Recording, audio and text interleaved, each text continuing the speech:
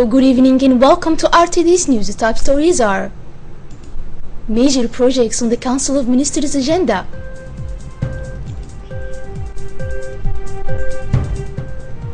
NASA reveals high definition of sun update today. Thanks for joining us under the leadership of the Head of State, His Excellency Ismail Omar Guelleh.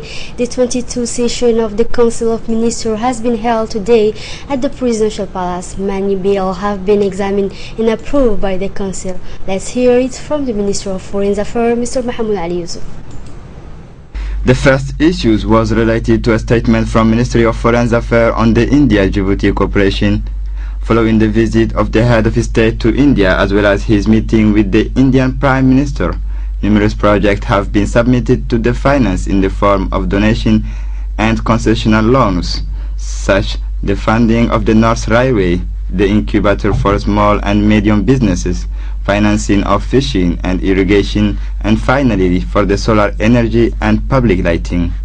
Therefore, in the framework of these projects, the Indian government has expressed its availability to accompany Djibouti. Djibouti has been warmly thanked for this effort of evacuating the Indian national following the outbreak of the conflict in Yemen. The board has then moved on to the second issues concerning a statement from the Minister of Agriculture on the water desalination project state of progress. This project funding in the amount of €57,000 in attended for the construction of a plant capable of producing 22,000 metric cubes per day. This plant can evolve toward a production of 45,000 metric cubes per day. The seawater intake will be through a submarine line of 800 meters. There will be also a supply of water line of 7.5 kilometers. To ensure all of these projects, a service of exploitation and management of maintenance and production operations of the factory will be implemented for a period of 5 years. The third question was focused on a draft decree modifying the Article 2012-187 MFIP on the establishment and organization of the institutional framework for the dialogue of the government technical and financial partners. The framework for dialogue between government and all the technical and financial partners has been set up in order to have an institutional mechanism for guidance and monitoring evaluation of the strategic and operations of the harmonization of different actors' intervention, and on the other hand to facilitate the mobilization of financial and technical resources. Also, the context of dialogue is based on 3 decision-making bodies, namely the Annual Forum on Development, the Committee for Strategic Coordination, and the sectoral groups. Thereafter, the Council of Ministers has examined several projects related on the assignment of various pieces of lands to different ministerial departments, as well as the appointment of several personalities. Let's listen to the report of Minister of Foreign Affairs. The Council of Ministers has then examined the first questions related to a 2 draft decrees on the assignment of piece of land with an area of 3,000 hectares to the Authority of Port and Free Zones. The realization of the free zones, called Djibouti Free Trade Zone, will allow to attract investment and stimulate economic activity, that is, in the secondary and tertiary industries. The first question is approved was the assignment of a piece of land with 500 hectares area for the benefit of the Turkish Special Economic Zone in Dorale. The sixth question is related to the assignment of a parcel of land to the Ministry of National Education. The piece of land will be an area to build a primary school. The seventh issue on the agenda has also been examined. It was on a bill modifying the article number 2008-490 pre of July 27, 2008. It is assigned to the Ministry of National Education 2 parcels of land, which the areas and the delimitations are the following: one with an area of 8,000 square meters located to Gelle Battle, and the other with an area of 11,000 square meters located at the corner of Road Dorale and Route of Parwako. intended for the implementations of a primary school and a college of middle education. Thereafter, the board has discussed and approved the 8th question concerning the assignment of 7 land parcels located in the regions of the interior for the benefit of the Ministry of Agriculture to the elimination and the fishery resource. The total acreage of this plot is 53,000 square meters for the Oniat to Al Sabih, Dikhil, Asbiu, Holhol, and Pika 51, Pika 23, and Pika 20. These plots are intended to shelter the reservoir that will be designed in the context of the drinking water supplies cross-borders project. The next question is related to a bid on the assignment to a 10 piece of land in Balbala for the benefit of the Interior Department. This parcel of 400 square meters is intended for the sites to collect the waste. The 10th question was related to a bid on the assignment of a site for Irole Smart Zone located in the region of Ali Sabih. The objective is to grant an area of 4,000 square hectares for this project. This parcel is intended for the project of building the future smart city. This area of economic development is exclusively dedicated to innovative industries and the information and communication technologies. The project will allow the development of employment opportunities and creation of small and medium startup businesses, especially for the young people. The adoption of this project is in keeping with the policy of development of information and communication technologies.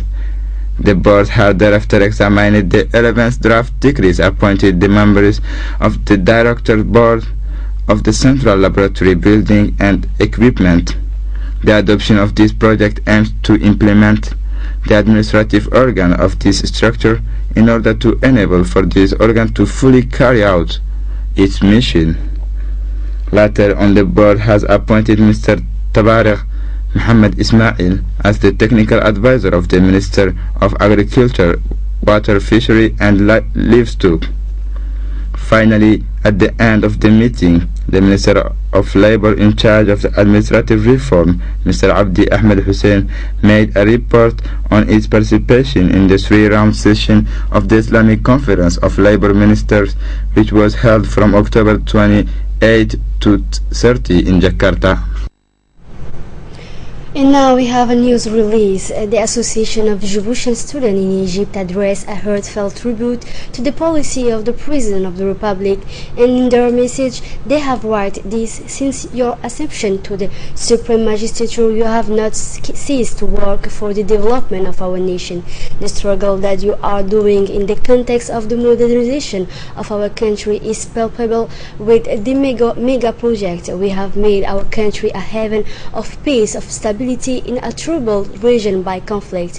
It is with a spirit of patriotism that we support, and we are asking your representation to a new mandate. They have concluded. As for the Ministry of Health, in collaboration with its technical and financial partners UNICEF and WHO, and the financial support of the government of Japan, has started today the national campaign of vaccination against poliomyelitis.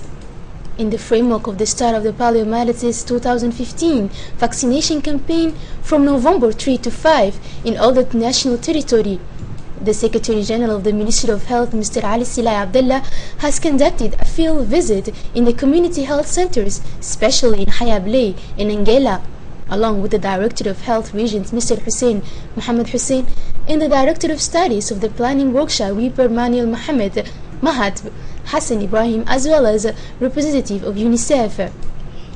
The objective of this vaccination campaign is to fight against polio for children from 0 to 5 years old in the country, in Djibouti, and thanks to the remarkable efforts of the government in collaboration with the development partners, no cases of polio have been reported. At the same time, the chief doctors of the interior regions have also proceeded with the launch of vaccination campaign, which will last for 5 days so far in the health posts related thereto. This campaign reinforces the regular activities of vaccination that is done in all the health facilities. The target in this campaign is to vaccinate 100% of children from 0 to 5 years against polio and to detect cases of acute flaccid paralysis. Therefore, awareness actions of door-to-door have been conducted throughout the capital and the regions by teams composed of vaccinators and recruiters who are inspirational and relay of the community. The priority of the Ministry of Health is to improve the protection of children and to prevent polio with reduced resources related to the previous campaigns. In the framework of Djibouti-Turkish cooperation in the area of health, the Ministry of Health has launched a 4-day training for the benefit ambulances service user offered by the Turkish government. However, the Turkish Agency of Cooperation has dispatched on request from the Ministry of Health a specialized team to train the staff medical, paramedical and the driver on the use of these ambulances. The Minister of Health, Dr. Qasim Isa Usman, thanked the Turkish government for their support. The Director of Studies and of the International Cooperation of Ministry of Health, Mr. Mahad Ibrahim Hassan, the Director of the Region Health, Mr. Hussein Muhammad Hussein, and the Director of the Balbala Hospital, Dr. Madian Muhammad Said, took part in this training. Still in the national news, a part of the promotion and protection of human rights program, a ceremony to raise awareness on the total abandonance of female mutilation took place yesterday afternoon in the region of Dikhil, especially in the locality of Mulud. This ceremony of awareness and debate has been marked through scenes of sketches and poetry on the female genital mutilation, followed by a general discussion with the community of this village. It has been organized by the Committee of Mulud Community Management in collaboration with the UNFD and funded by the UNICEF. Several personalities took part in this event, including the technical consultant of the program, the project supervisor, and the inhabitants of the locality. The Association of Djibouti Silence People has made a tour in the region. They have been hosted by the prefect of the region in the prefecture, where the president of the association has a meeting with the prefect, Mr. Mohammed Sheikhu Hassan, before meeting with the Disabled Association of the Dikhil region. Within the framework of a decision of contact and awareness session has been held between the Association of Silence Djiboutian and this region disabled association. The objective of this meeting was to find out all the persons with a disability in the region of Dikhil in order to improve their living condition in all the areas such as health, education, or even in their social life. The meeting brought together the prefect of the region, the president of the regional council Abdurrahman Yunis Are, the president of the Djiboutian Silence Association Mr. Idris Mumin Houch, and the secretary general Mr. Muhammad Arita Hamad. After a long discussion of exchanging ideas, the meeting took place in a calm atmosphere. And now in sports, the second division of football championship has started yesterday afternoon at the NTC in the Section 6 neighborhood. Young people came from all the corners of the country to take part in these games. The first game has been started with the national anthem, where the flags of each team have been exposed. The president of Djiboutian Football Federation has given the kickoff of the first match. The teams of the Penitentiary Guards versus Stadium Neighborhood, the Section 7 against Urad team, among others, have participated in this match. The team of the Stadium against the Penitentiary Guards team came down with a tie of 1-1 score. The teams of Section 7 has won the match with a score of 2-0 against the Ura team, as of the team of Orizan has won the game against the Ingala team, scoring 3-2. This match has been joyful for the supporters, who are all rooting for their teams. For this occasion, the president of the federation has expressed it himself by saying that he was happy of the ongoing games and that he was very optimistic. After the debate conference in the community center of Tajura, initiated and chaired by the Secretary of State for Youth and Sport, Mr. Badul Hassan Badul, the objective of this meeting was to make the Tower of Achievement complete and to come in favor of the development of the youth in the region of Tajura. Therefore, Mr. Badul Hassan Badul has honored with his presence the evening dedicated to the National and African Day in Tajura. This event was a beautiful feast which has been started on World Cups within the sport complex of the region. Among the guests of honor, there were the Minister of the Advancement of Women, Mrs. Hasna Barkhat Daoud, the Prefect of Tajura, Mr. Abdul Malik Muhammad Banoita, the representative of the Regional Council, Mr. Hamad Maki, several parliamentarians of the region was member Abdul Qadir, Fatuma Mohamed Kamil, Umma Hamid Yusuf Mutamna, and the Secretary General of the UNFD of Tajura, Mrs. Amina Halatu Delta. Let's recall that the musical caravan has been animated by singers from the first Young Talent show. And now let's move it on to the regional and international scene. Ethiopia's Addis Ababa railway project opened last month to the delight of excited residents of the country's capital. Let's watch this video. Commuters in Addis Ababa, the booming capital of Ethiopia, now have an option to rise above the notoriously congested streets of the city with the opening of a new metro, the first of its kind in sub-Saharan Africa. Atoworkne Gebeyu, the country's Minister of Transport, says that each day more than 16,000 people use the north, south and east-west lines that form the first phase of the project. When completed, the railway should carry 100,000 people per day. Gebeyu said that the project is focused on providing an affordable solution for the country's low-income workers. When the government thought of constructing this, it was for low-income people, the people who are using the minibus, he explains. The majority of the users who move from the city travel from here to there, people who are working in the factory, government offices, and so forth. Most of them cannot afford expensive transportation. Getashu Betru, the CEO of the Ethiopian Railway Corporation, said that the plan is not to make money, but to provide a service to the city to enable its growth. The light rail is not a commercial business, it is a social infrastructure. Economically, it is not very expensive. The longest you go, you pay nothing more than 13 birr. It's reliable. You can time yourself to go anywhere you want to go. So the convenient effect will give an added value to the city of Addis, he said. Many of Addis Ababa's inhabitants rely on taxis, actually minibus services that make short journey around the city. Betru says that the light rail will not compete with these small businesses, but we will be complementary, offering a cheaper way to cover large distances and allowing travelers to link up with minibuses at metro station. Tanzania and Uganda have signed an agreement that paved the way for studies to explore the possibility of building a pipeline to the Tanzanian port of Tanga. Let's listen to these comments. The governments of Tanzania, Uganda, French firm Total, Uganda and the Tanzania Petroleum Development Corporation have signed a memorandum of understanding for a crude oil export pipeline framework. If we can be able to get a least cost pipeline route to the East African coast, our crude oil will be exported cheaply, Dr. Fred Kambagembe, the permanent secretary of Uganda's Ministry of Energy and Mineral Development, said. According to a ministry statement, the MOU creates a working framework for the potential development of a crude export pipeline from Wama to Tanga port in Tanzania. The objective is to select a route that will result in the lowest unit transportation costs that constitute the most viable option for the crude export pipeline. The MOU also provides for other participants to join its process of assessing and developing these options.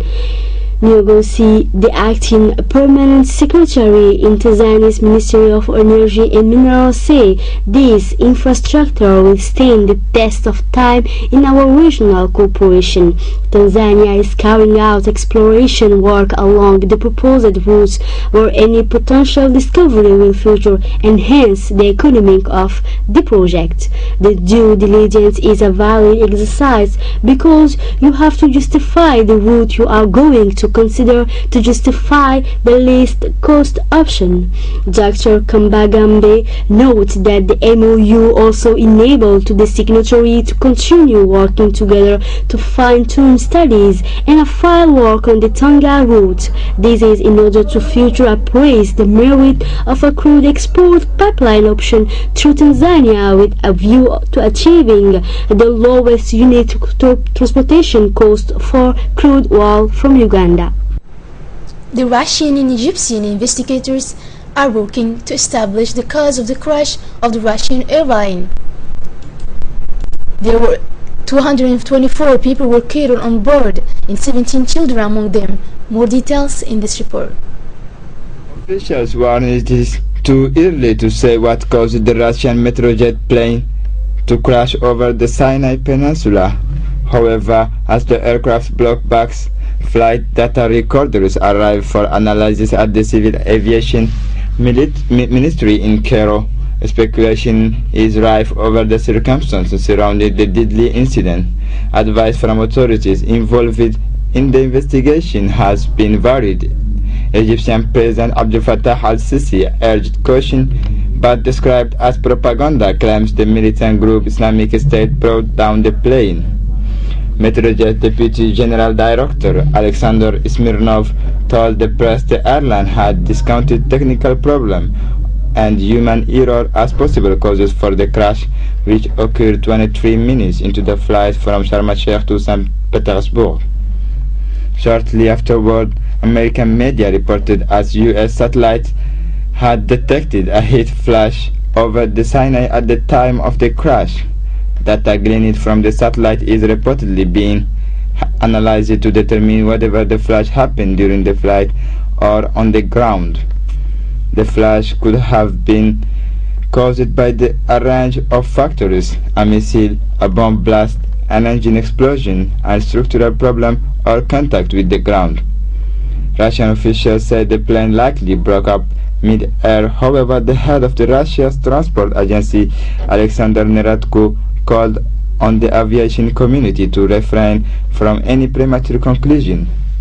It is completely premature to speak about the reason of this as there are no ground, he told the Russian media.